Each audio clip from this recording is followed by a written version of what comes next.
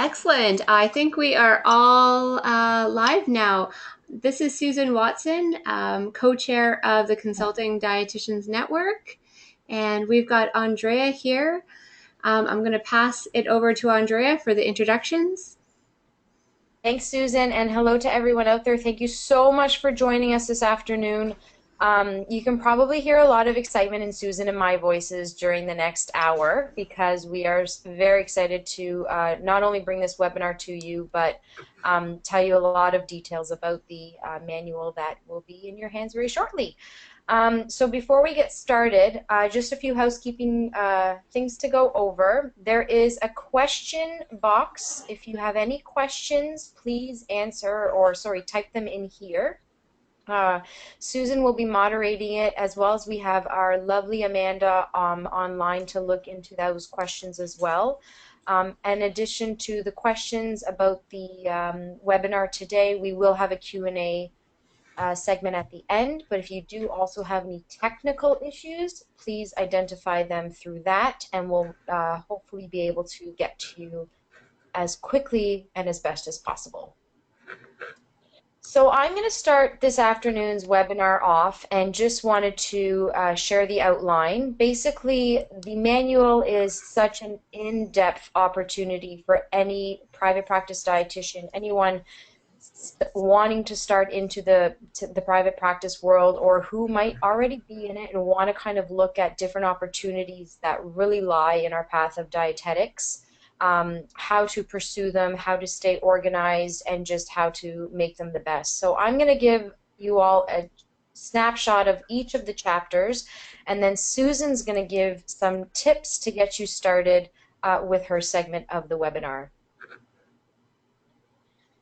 So the book begins with the concept, and the concept is basically, where do I begin? How do I start this? What is entrepreneurship in a nutshell? Obviously, each and every one of you who may be an entrepreneur as well already, or thinking about being it, sets an opportunity for you to be different. But there are some guidelines and strategies to really help us or help you pursue this area of practice. We have done a number of surveys over the last number of years to really support the dietitians within the Consulting Dietitians Network, as well as through Dietitians of Canada as a whole, and have a number of surveys about how many hours will I work, what's my average income, things also similar to the fee guidelines, which we released this past year, but much more in depth. Obviously, we need to look at our pros and our cons and just kind of assessing our personal situation, our career opportunities and objectives. So the book helps you outline this and what to look for. And then it basically outlines all of the opportunities within our dietetic field. So for those of you who have been practicing as dietitians for just a short while, or maybe a little bit longer, or 10 years plus, you know that as a profession it is so well-rounded because there are so many opportunities for us to really be successful amongst our clientele and groups and populations. And at the end, what I love about this first part of the book is it really does ask you about, are you ready? Because obviously there are certain things that come along with working for yourself that are huge benefits and pros, but there are some things that, especially if you've been used to working within set networks or structures, you might have to consider a little bit more in depth. The foundation chapter really speaks to the foundation of you and your business. So it really helps you identify your business plan, how often you might need to review your business plan, what is it that might set you apart, any specific specialties that you want to pursue as well, and the financial considerations, obviously a huge part when working for yourself. Whether you need a startup fee, whether you've been working already as a private practice dietitian and you kind of want to go that next step, what are the financial considerations I really need to consider in order to make me successful in my career?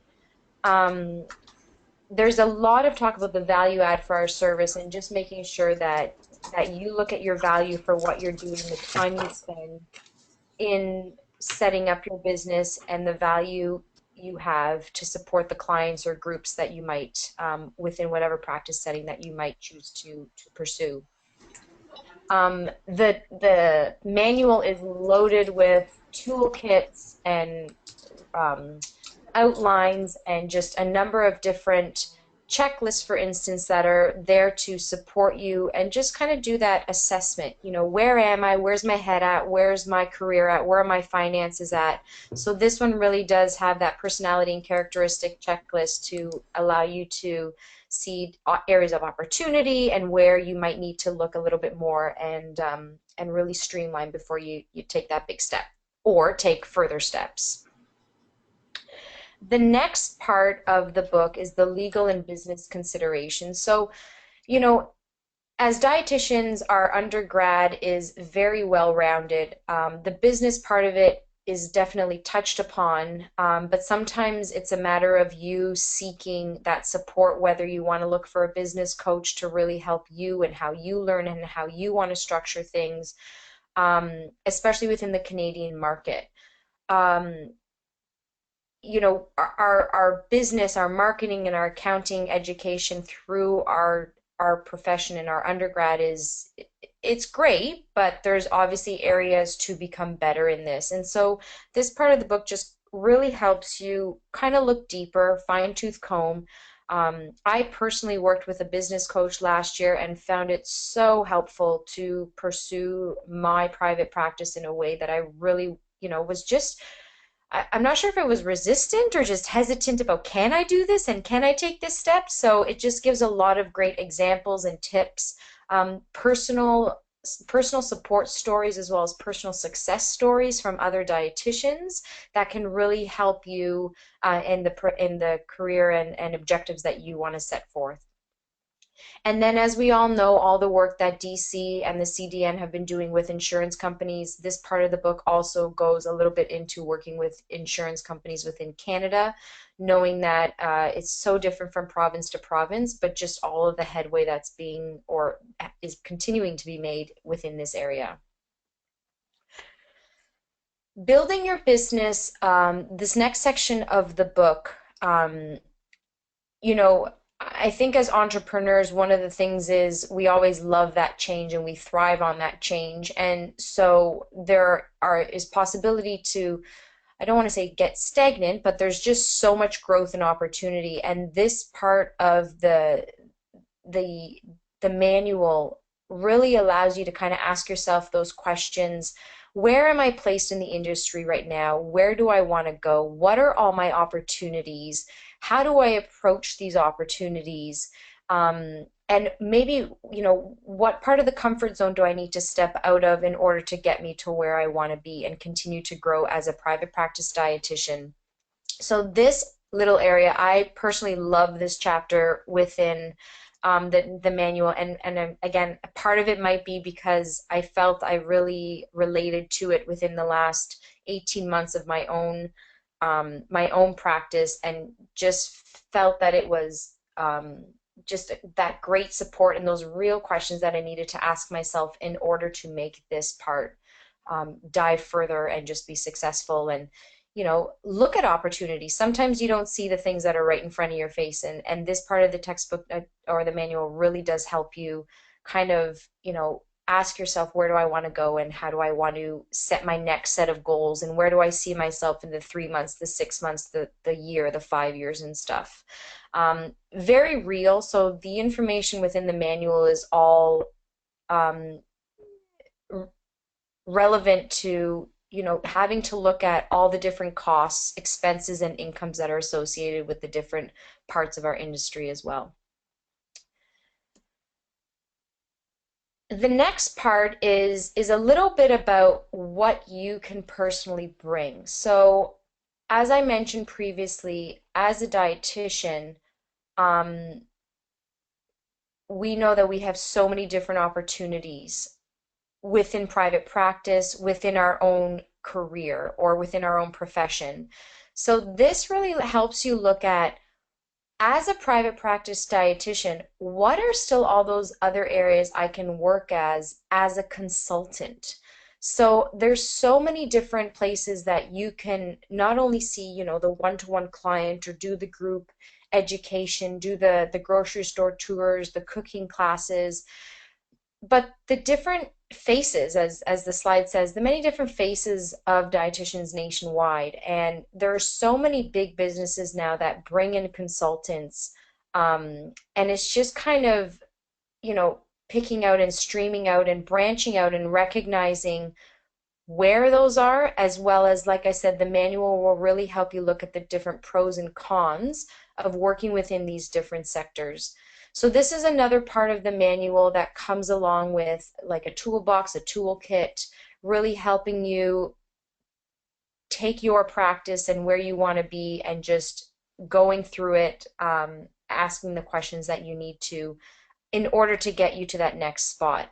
Um, I know, the next part of the manual, I'm going to go a little bit into depth, but Susan's going to go into further depth, is just all the different, media and getting online and stuff like that. So sometimes it can be a little overwhelming. And what I love about the manual, especially within these next couple sectors, is that it helps us kind of, yes, see the bigger picture, but definitely also break it down to make our steps successful in getting there. The ethical considerations of a consulting dietitian. This part is obviously hugely important. If you've worked within a healthcare network or a hospital, family health team, even within a business, you may be very familiar with the way that those areas work and function as a dietitian. It is very critical to have the support of this area of the manual, as well as the different private, as well as our college and the different, College of Ontario, College of Winnipeg, Manitoba, British Columbia, and just being aware of all the ethical considerations when you are working for yourself. Many times when you work within a big organization, you are protected under different legislations within that organization. So this part is definitely a huge consideration when you start to work for yourself. And to support you with that, there are a number of case studies and best practice examples just to provide different scenarios and situations that hopefully you'll be able to put yourself in those situations and relate to them and know what to do and which steps to take. Okay, so tech tools. um, this obviously is an area Susan's going to dive into a little bit more, but this area of the manual is one of the biggest changes, I guess you can say, also from the previous manual, because so much has changed within our online world. There are so many different acronyms and short-term names that once you're online, it's very important to just understand them. However, there's so much opportunity within the online world. So this area just allows you to kind of build that bubble and look at the different areas that we can really expand our own practice online, allowing you to also learn the jargon in a very simple way and to stay up to date. Obviously, we know how quickly the online world and the social media world can change. And this area here will allow you to look into different resources, tools that will enable you to constantly grow with the changing world as well. Which takes us into online marketing and social media. So lots of professional benefits. I know that as co-chairs, we recently received new notification even by working online with different companies and promoting different products. So this area goes a little bit into that. But again, it also directs you to the areas that you're going to need to just kind of be on top of if this is an area, especially within the social media and marketing world, that you want to pursue. It's a personal choice, I find, with online marketing and social media, so that's yours to make. However, the manual really does give you those tips and advice to how to expand within the online world, how to expand within the social media area, and staying true to your profession or your values, as well as what your business plan might look like as well. And this is an area of the manual which I'm sure will be updated many, many times moving forward.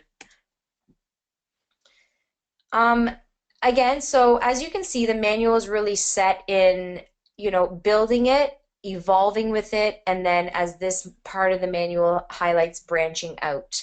Um, I know that we have so many members within the Consulting Dietitians Network who are not currently working within private practice, but are thinking about it, and this is a great place to start to have those questions answered. We also have so many consultants who have been working within private practice for 4 or 5 years, and we have so many that have been with us for 10 years and plus.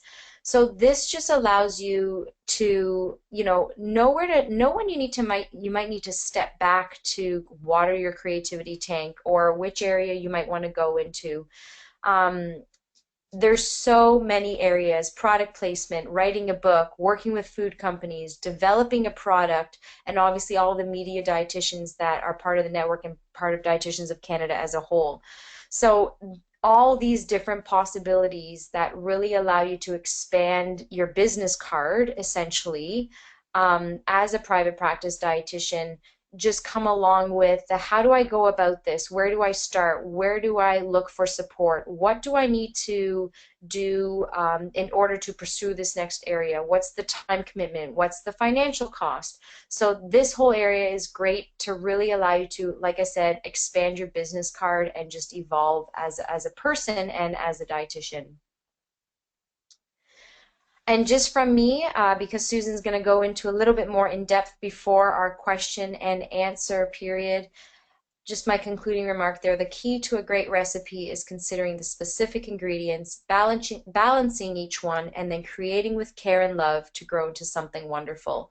So just like, some of us love to cook and bake and whatever in the kitchen, so is your business. And I think that it's a great parallel to be able to remember balancing one by one step at a time, and not get overwhelmed by all the possibilities in our profession as well.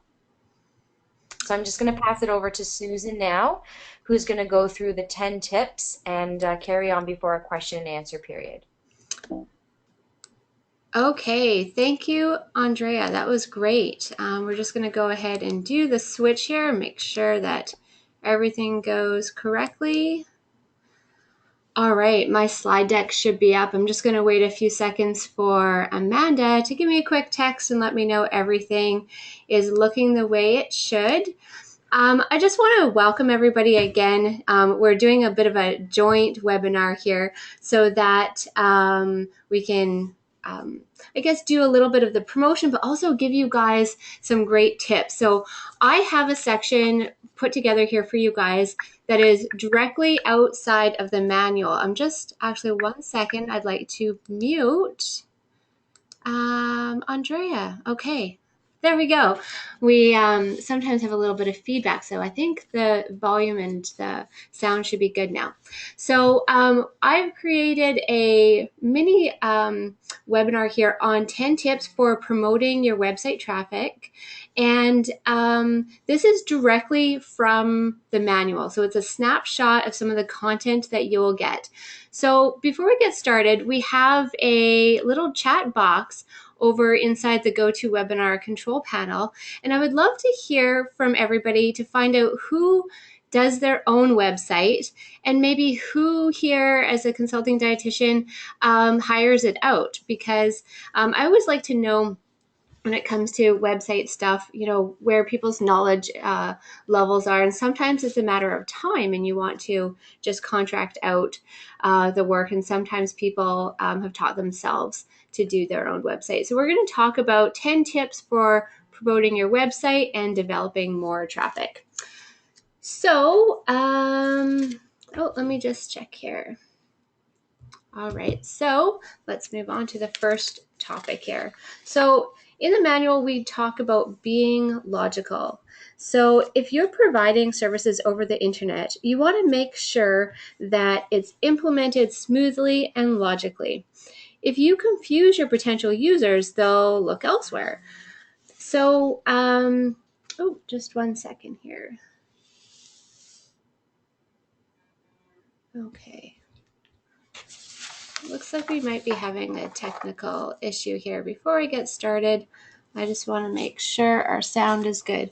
So can we just, looking at the chat here, if someone can just pop in the chat for me and let me know that the sound is okay, that would be great. Okay. I've got one person saying the sound's cutting out and one person saying the sound is good. So I'll wait and see if anybody can pop in the chat how the sound is. Okay. Oh, we'll just keep going. All right, so let's get back to being logical.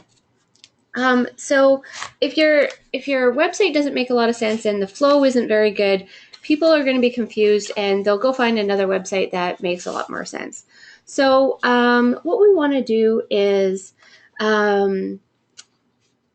once you have your website, when you decided how you're going to do it, if you're building it on the back end, you want to make sure you have a coming soon page published versus just starting and making the changes as you go. That way, if anybody does land on your website, they're not going to get confused. So when you have your website ready to go and it's ready to be published, you can send out the link even before it's published to some friends and families or colleagues and get them to test out your website. So test out the flow, maybe look for some spelling errors, or just, ask them, does it make sense? Is it logical? Are they being guided through your website the way you want them to? It's also important to make sure that you're selecting a niche market when you're making a website. So, when I started my website, I didn't have a niche. I just kind of put up a whole bunch of different services. And I think that, this was 5 or 6 years ago. I think that, it might have confused a lot of people. So you want to go ahead and try to, decide what your niche market is when you're setting up your website. And we'll move on to number 2, graft your own personality into your website. So personally, I recommend getting some professional photos captured of you for your website, depending on your brand. And you'll want to keep the type of photos that you get made up for you consistent with your brand. You'll want your audience to develop a relationship with you and your business. And adding photos and links to other resources like your Facebook page and maybe your Twitter feed will help people keep coming back to your website, worth visiting and serving. So you want to try to keep your links connected to your content. It's nice to share other people's content, but you want to be mindful of sending people off your website because they'll basically get lost and they'll be gone forever. So try to keep your links as what I call a closed loop. So they're always coming back to your content and your brand. Then we'll talk a little bit about navigation aids. So this is when you're building your website or having somebody else build it. You want to make sure that you're navigating people through your website, again, with that clear flow and consistency. So these are aids, or you can actually use images like buttons or bars. And basically you have words placed all over your page, and it will help the surfer make it more convenient to get through your content. These navigation aids make it easier for anybody on your website to jump immediately to the other pages or around your website. And it's even more important for putting these navigation links on every page because sooner or later the search engines, or as my husband calls them, the Google bots, will go ahead and analyze your site. And it usually takes about 2 or 3 weeks after you pop up a new website.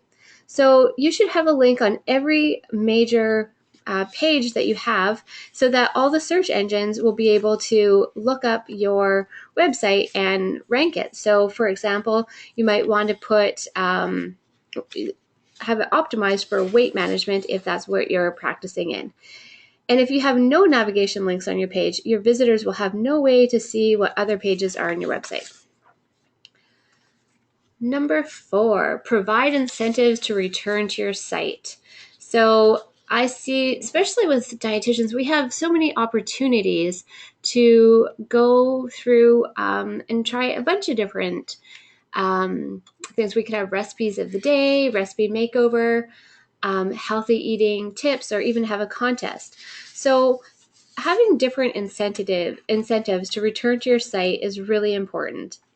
And I've also seen people using calculators like BMI or training heart rate apps, and this will just add some interest to your site. Just click over here. So providing some contact information. So you want to make sure that your contact information is front and center on your website and actually in the footer of all of the different pages that you have, so that people are able to connect with you and either book an appointment or call you to talk to you about your services, and just make it easy. If they have to search for where they're going to contact you, they'll probably likely leave your page. Then we have online payments. So if you're going to do business on the web, you should think about making sure that your customers are easily able to take payments online.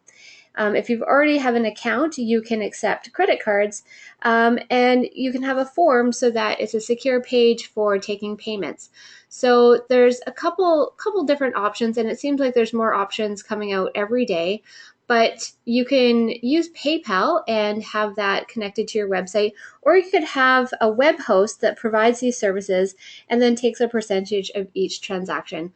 One very familiar one is called WooCommerce. And but there's lots of different ones on there, and you can look up PayPal, or you can look at the different plugins that you can use for websites. Then another tip would be to offer an email newsletter. So this actually helps people. You can collect names and email addresses from your potential clients, and it allows your target your marketing efforts a little bit better. So using a email newsletter to generate interest and then provide links back to your website to each article keeps people coming back to your website and going ahead and building more traffic. So sometimes people say, like, I don't have time to write a blog and also do an email newsletter and all the social media.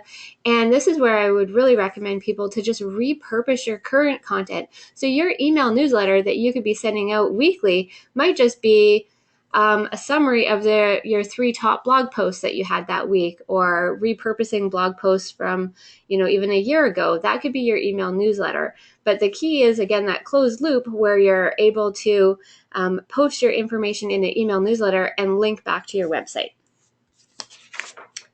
Okay. Then we've got, this slide is a little bit backwards. Sorry about that. So we're going to also have or use the email newsletter companies. Okay, so sorry about this. So having an email newsletter, you have to have an email service provider, and there's lots of different popular ones. There's free ones, there's paid ones, and one of the most popular ones out there is MailChimp. But as you can see from this slide, there are tons and tons of different ones that you can use.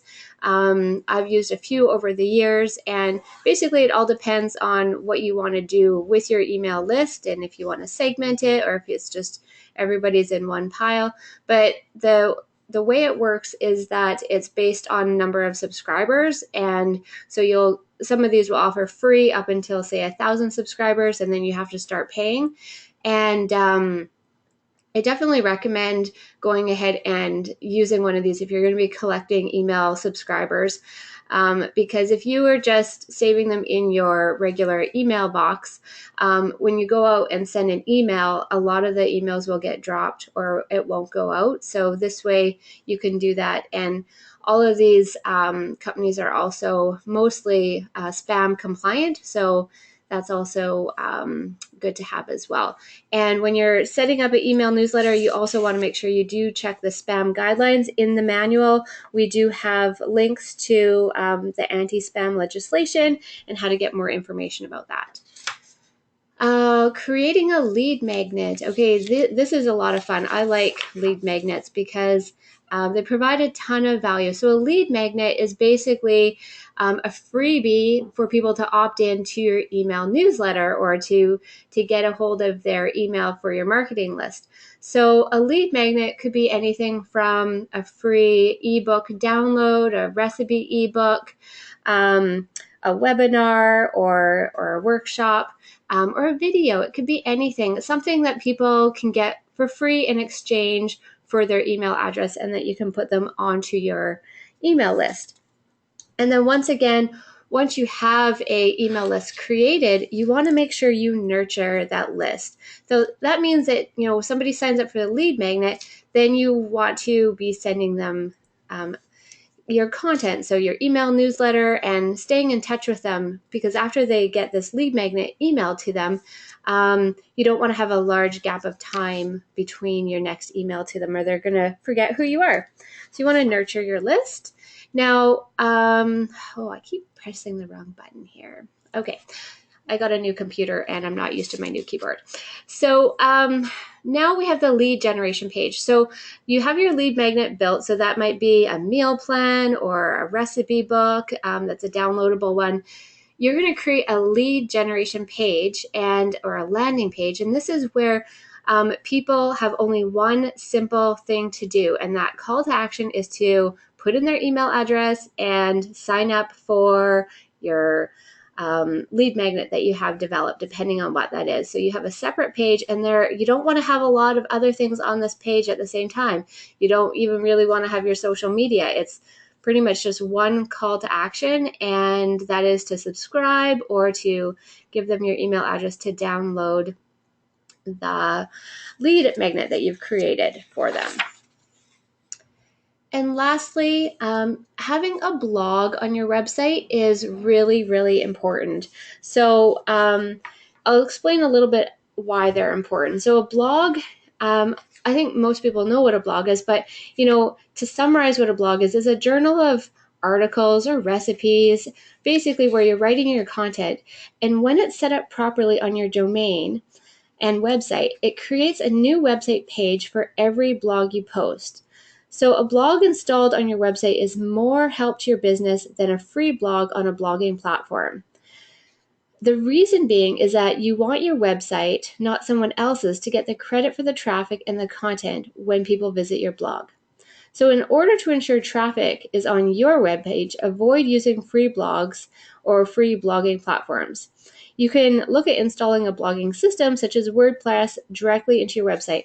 And WordPress happens to just be one of the most widely known ones. And it has one of the most, the biggest options for plugins. So why is blogging so important? Basically, it boosts your online visibility by optimizing the search engine connections. This means that when you post new content on your website, search engines are more likely to find that content and index in their records.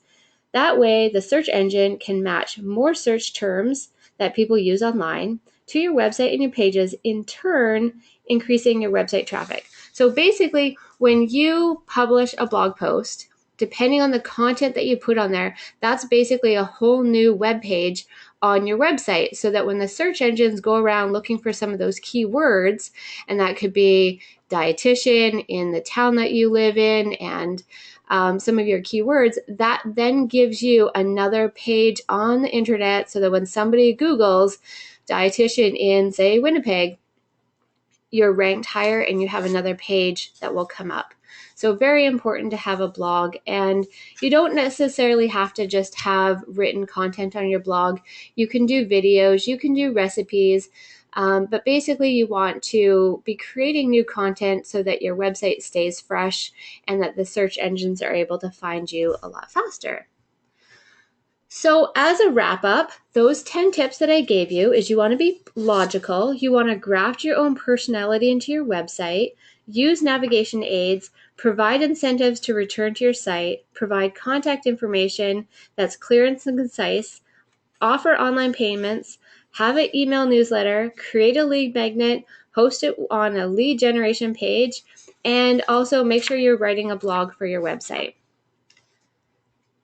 Oops, again, I did that. Okay, so I'm not too sure why you guys came here today. I'm super happy that we've got quite a few people on the call right now. But I think a lot of people, when they go into private practice, might be confused or overwhelmed with starting a private practice. I know I was. I went straight from internship directly into private practice, and the first thing I did was purchase the Consulting Dietitians Network membership and the manual, and I found it very, very beneficial. However, it is has been outdated for a bit, and this new manual is a lot more updates. So another thing is that even if you've been in private practice for a while, maybe you're concerned about making sure you're doing it correctly. So you might have just hopped into private practice and we're just doing a few clients every once in a while, and then your business started to grow. Then there's a lot of things that come up that you're not too sure about, like taxes and even just some of the legal considerations. So this manual is good because it's good for people who are just starting or considering going to private practice, but a lot of information on fine tuning an established business. So, we know that private practice is hard, and we've been doing it for a while, and we've heard from so many people that have been doing it, and ultimately it is really hard. So I found this quote that I think I saw it on Pinterest or my Facebook feed the other day, and I thought it was hilarious because it's so true. So entrepreneurs, the only people who work 80 hours a week to avoid working the 40-hour week. That's exactly what my husband would say to me is I'm working 80 hours a week to just not do 40. But, that's what we're passionate about, and that's what we do, and we want to make sure that we're doing it correctly. So we have the solution. The Consulting Dietitians Network has put together this lovely Dietitians in Private Practice manual, a guide for the consultant, the 4th edition. So I'm going to tell you right away, I have zero credit here. This is Jody, our previous co-chair, and Amanda, our admin assistant. They were the ones that have put this together and have been working on this for, I would say, 2 years now at least, and it is amazing. It's got absolutely everything somebody in private practice would need to move forward in their practice, and there's no gaps. It's got everything that you need, and all the questions that you might have are answered and covered in depth.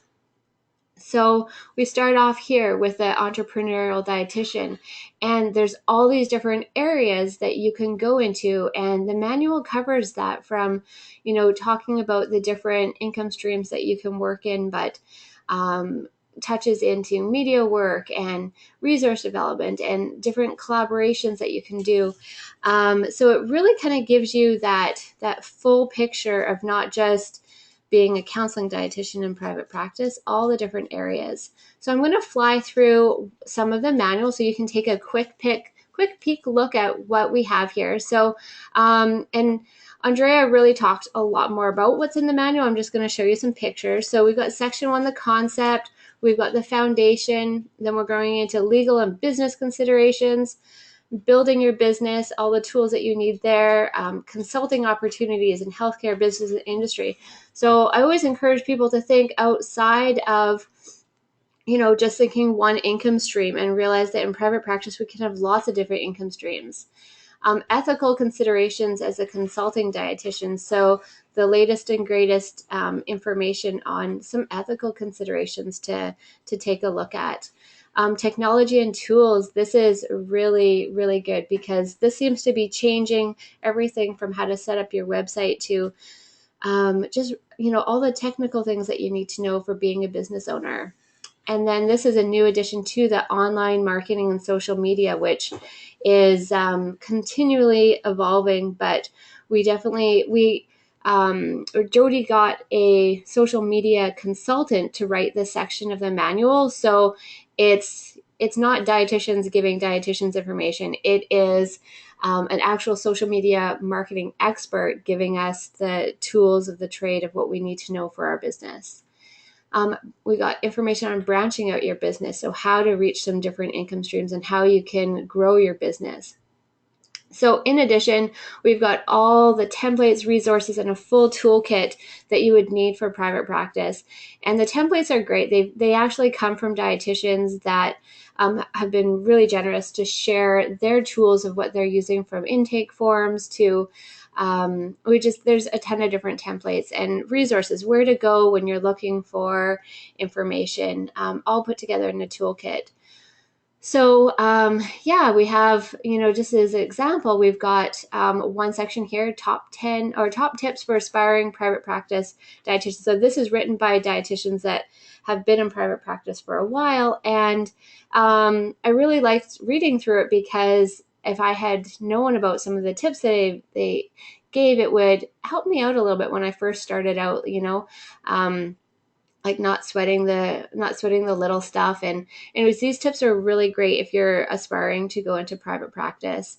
So we also have some new additions, which is really, really good. So there was one question when we first hopped onto the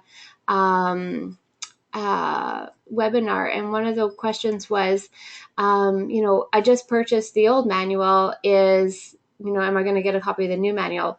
Totally two different pieces of work. The fourth edition is a full overhaul and has a whole bunch more information in it. The two don't even look the same. So we've got dietitian profiles and success stories. We've got dietitian spotlights. We have a whole new section on the power of networking and dealing with ethical situations.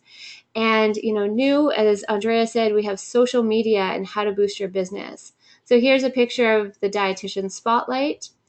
So in addition to, we have, top tips for aspiring dietitians that I showed you, the power of networking, hiring or subcontracting registered dietitians in private practice. So I just recently went from being a solo gig to having a team of 6 dietitians.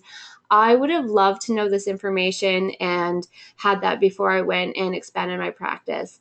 Third-party medical insurance, how to manage that, finding new opportunities to grow your business, negotiating your fees. That I see all the time. Like, what do you charge for this rate? How do you get paid for what you're worth? Dealing with ethical solutions, the value of social media, pillars and pitfalls of publishing a book. So here you can see this is one section of third-party insurance. So we've got information on here on companies that cover counseling fees. And here's another snapshot profiling one of our registered dietitians, the plateaus and pitfalls of self-employment. So firsthand advice and information from dietitians that are out there, doing what we want to do and talking about the mistakes they've made so that we don't have to go and do them. Then we have a whole new section, as I talked a little bit about the social media and how to leverage it in your practice. So Jody brought on Kathy, who is an online marketing and social media consultant, and her specialty is helping small business owners market smarter by connecting the dots between their businesses and the real world and their online businesses. So she's worked with many nutrition entrepreneurs over the last 8 years in business and understands their unique needs. And she wrote the whole section for the social media. So it's really clear and concise. And we're so happy to have that content added. So the manual is ready to purchase on December 5th. And to buy it, you would go to the DC online store. You can see you go to the website and you hit the store button and it will be up there on Monday.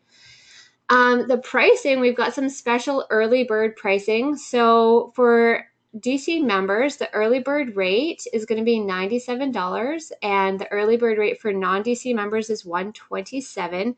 So this is going to be good until December 19th. And then the price goes up to $135 for DC members and $197 for non-DC members after December 19th. So that's what we have. If you have any questions, we're going to open up the question or the Q&A in a moment. I see there was quite a few. So I just want to thank you for sitting in on this webinar right now. And we really look forward to getting the manual into your hands, and hopefully everyone's really excited about it too. So I'm just going to go ahead and bring Andrea back on here. Andrea, are you there now? Yes, I am. Okay, excellent. And I'm just going to open up the Q&A right here. And then also, let's just go back to the beginning page. Oops. And let's go stop sharing. Okay. So let's see. Oops. So a lot of the questions some of them were answered throughout the broadcast as well. You can see them the answers identified there. Okay. All right. And I think that you answered a lot of them with respect to the cost of the manual. Okay. Um, the slides will, I believe we said they will be available. The slides and the presentation will be available following this broadcast as well. Yeah, we were going to pop it up on the handout so that people can download it. Maybe I'll do that right now while we have everybody on the call, because I think that's possible. So there was no outstanding questions? The other one is the cost is there and the whether or not the manual will be available in a hard copy or just an electronic copy. Just electronic copy for now. And let's see, save as PDF. But yeah, any questions about maybe the content that I delivered on how to develop or how to drive more traffic to your website? It's always an interesting question. I'm going to try to get this uploaded in a few seconds so that everyone can have a copy of it. Another question here, what's the main difference between becoming a freelancer and becoming incorporated? Okay. When you incorporate your business, you take away the responsibility of yourself. So, for example, if you're an incorporated business and you go bankrupt, they can't touch your house. But if you are a freelancer and you go bankrupt, then whoever you owe for the bank can go after you. But if you incorporate your business, it's a little bit of a safer option, I guess, business wise. I don't know if that makes sense, but I'm not incorporated yet. I think that maybe once you hit a certain dollar value for your business, if it's starting, you have a lot of maybe loans that you've taken out, you might want to go ahead and incorporate, or if you bring on business partners. Okay, just to let you know, the slides should be up now, and you should be able to download them. So we can see if that's the case. So if you look on the GoToWebinar control panel, there's a bunch of pop-down menus, and one of them is handouts. Yeah. And that is where you can see that Susan just put her section of it. And now while Susan looks at the remaining questions, I will Okay. put mine on. Okay, perfect. So yeah, as I mentioned, some people have purchased the manual before, and we tried to be very clear that the manual before that we highly discounted at, I think, $20 was because people really wanted to get started, and the manual has had a lot of delays because there's so much content in it, and it's such good quality now. But because there's a delay, there was a lot of new to private practice dietitians that just wanted something to get started. So we had mentioned that there was a new manual coming out, but until then, like, you could wait, or you can purchase the old manual and take it from there. So that's the reason why this is a much bigger manual, a lot more resources, and two completely different products. Okay, we don't have, oh wait, now I'm scrolling, I'm seeing way more questions. Okay, so I was advised to incorporate right away rather than change later because you'll have higher costs to change. I'm not too sure. I guess we're not totally business experts either. So, I mean, if that's what you were advised to, then I would maybe ask a second opinion to do that. I don't know too many. It would be a great discussion to ask, like, how many dietitians are incorporated, how many aren't. But I think just if you're a solo dietitian right now, there isn't too much risk involved. But I would definitely ask a second opinion of that if you're concerned. But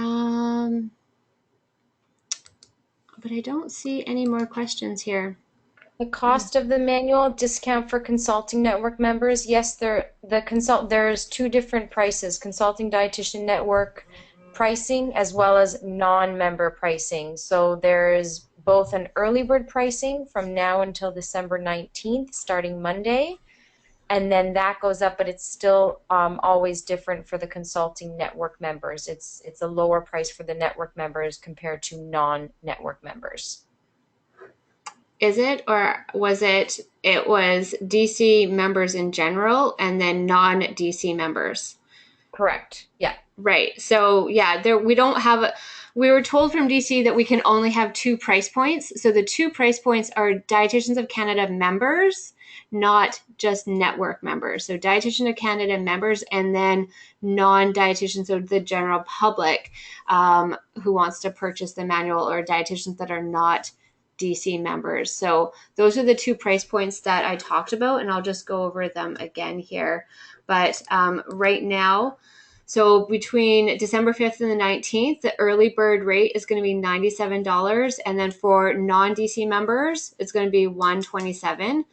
And so that's if you're a consulting dietitian network member, or just a DC member, then it's still $97. And then after the early bird pricing, we are going to raise it up to $135 for DC members and $197 for non-DC members. So we're still giving DC members a really good deal. We would have loved to have a price point just for network members, but we were told, as mentioned, that we can only have two price points listed on the website. Something to consider. Big considerations in corporations are legal and accounting fees. Yeah. Yeah, so yeah, if you're incorporated and then you're hiring out accounting fees, like getting an accountant to do it, they're going to charge you more. Or if you're getting legal counsel or having legal documents developed, if you're incorporated, it's going to be a lot more. I actually think it's like double in a lot of the times, because that's what they do. So yeah, thank you for that comment, Sandra. And yeah, if you're an expert in those areas, it would be great. Maybe if you pop on to Coast, or in the DC side of our network, if you want to say that you have information that you want to share, that would be great. But any more questions, we would love for you to hop on and ask them. That would be great. We're happy that you guys came out today to listen to this workshop, and hopefully you learned something as well as get excited about the manual. I'm 110% confident that if you're new to starting private practice or have been in private practice for a while, there's something for everyone. And I want to thank Jody and Amanda for so much work on this manual. They've done a great job, way more than I would have ever been able to put into it. So again, really the credit goes to them, and all the dietitians that have donated their time and their resources to the manual, because it's really one big hub for people in private practice and everything under one umbrella. No other manual on the market is like this, so it's very unique and very beneficial. It'll definitely give you the edge above the competition that's out there in the nutrition world. So Andrea, do you have any other comments that you would like to say or do? Other than to double quote you there, what you just said, there is a question about asking about why the manual isn't available right now. It will be available for sale on Monday, so the link will be sent out. Obviously, you can imagine with something of this large, there's always opportunity to make sure that it gets to the links properly, safely as well. So we need our barriers and our walls up there, and just it'll be available for Monday. Yeah, and just to get back to, is it Amanda Lapidus? She asked, is there a reason why the manual wasn't available now? We tried our hardest so that we can deliver this webinar and also be able to provide you the link to purchase it. But sometimes when you're dealing with multiple different parties and people with deadlines, it's sometimes we just can't put it together. And there was a few technical glitches, and unfortunately, we weren't able to get it. And we thought that moving forward with still delivering the webinar and explaining about the manual is kind of the best way to go. So it was part of the plan, but we also realized that we weren't able to overcome some of the glitches. So we do apologize for that, but I still think that only a few days away it'll be fine, and we'll send out all the links and make it really clear as to how to go about purchasing the manual. And we're just trying to figure out right now the best way to do the replay for this. So we've got a few different options, but we want to get the replay out there as soon as possible too. So thanks again, and we will let you guys get back to the rest of your day, and feel free to contact us if you have any questions. Thanks, guys. Thanks. Bye.